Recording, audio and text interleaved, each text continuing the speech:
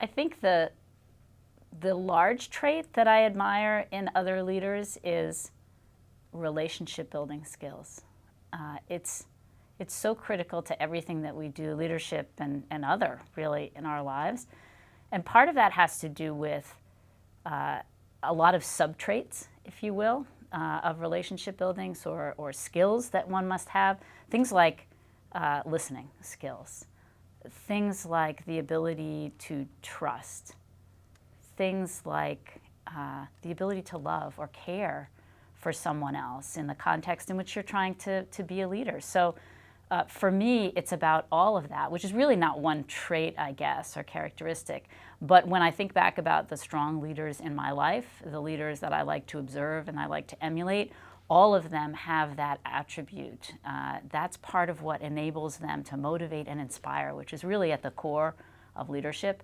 If you don't care about someone and they don't care about you, if there's not mutual trust, if you're not listening to actually what they have to say, I think it's super hard to be able to motivate and inspire as a leader.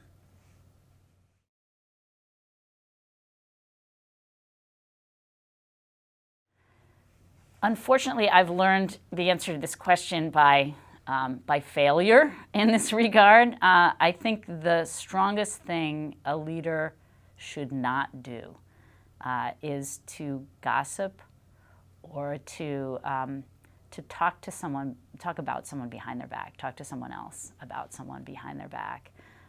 It draws away from relationships of trust. It draws away from love. We all have feelings about each other. The key is how we use those feelings and how we process those feelings or don't, and how we communicate or don't about those feelings to other people.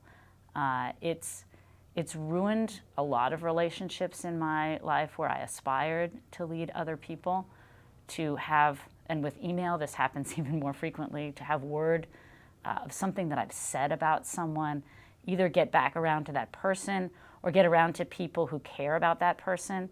It just really interrupts that flow of relationship building that, as I said, I think is so critical to being a good, strong leader.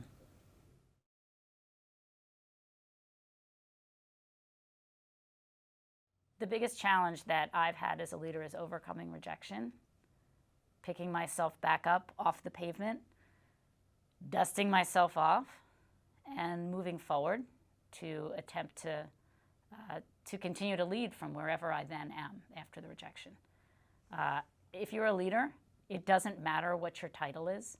So I've sought a lot of positions I have not obtained in my life. It also doesn't matter really what's about to happen in the future.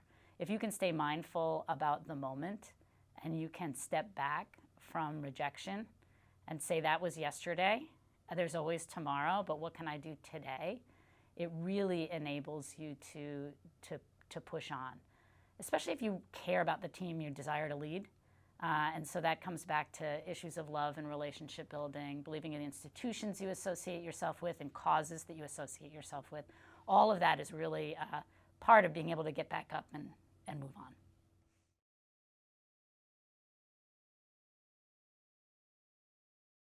Living life and really being in the moment in living life is the best way to prepare yourself for being a leader. That means watching other leaders. That means trying and failing at being a leader. It means recognizing really what a leader is and trying to refine your concept of leadership as your life goes on. I've certainly taken my share of leadership courses, and I'm not going to denigrate them. I think actually leadership training can be a super strong foundation to being a good leader. Among other things, it does alert you to leaders you wouldn't come across in your daily life, to leadership attributes and traits you wouldn't necessarily see in your roles, your experiential roles as a leader. It introduces you to literature where researchers have actually looked into what makes a good leader, what doesn't make a good leader, how to deal with concepts that you might need to address as a leader in certain circumstances. All of that is super important, and unless you take that on your own, leadership training will do that for you. I happen to be someone who also loves to read leadership books. My husband calls them my self-help books. which I find super amusing. And he knows best because he's been in my life for a super long period of time. So I think it's a combination, really, maybe on reflection of experiential things and also making sure that you introduce yourself to other resources through training, maybe even through teaching, not just being a student in training.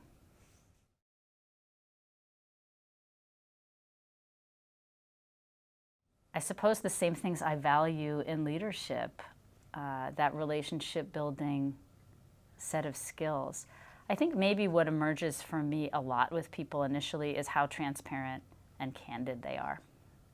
That helps me to see whether they really care, whether they're willing to express themselves. People who seem coded and appear to be hiding the ball on me as opposed to raising issues, I have some skepticism about their leadership when I first meet them. It doesn't mean they can't overcome that, but the presumption is that if they're not sharing candidly things with me, I'm maybe going to have a problem either being led by them or leading them as a leader within my organization or team. So but it's tough, right? How do you, if you're interviewing someone in 30 minutes or 20 minutes or 15 minutes in some cases, make those evaluations? It requires some intuition, I think, and a good set of behavioral questions that you would ask somebody if you're going to ask them to be a leader within your group. Complicated question, because it's super hard, I think, to figure that out. If you're in a longer relationship with someone, it's much easier. But at the interview stage or at the meeting and greeting stage, it's much harder to discern.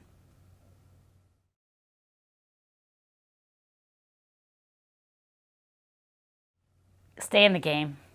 You know, I think when you give up, you've lost the ability to move forward as a leader. So in spite of rejections, in spite of the day-to-day, which can draw you away from leadership contexts that you prefer, into spaces you don't want to be in, but trying to remember things. And I suppose that ultimately comes down to leadership attributes, traits, values, being habit, right? One of my good friends and an instructor in our leadership programs here at UT, Buck Lewis, is always talking about leadership habits and maxims. And I think if he were here sitting next to me today, he would say, definitely focus more on the leadership habits. And I've made a habit for myself this year of writing down leadership habits that I've observed that I think are important, either ones that I need to develop or ones where I think, actually, I'm doing pretty well, but maybe I should be teaching that skill to some of the students that I work with and some of the attorneys that I work with and some of the contexts in which I work with them. It's a constant learning experience. Being a lifelong learner is really what it takes, I think, to continue to develop your leadership skills.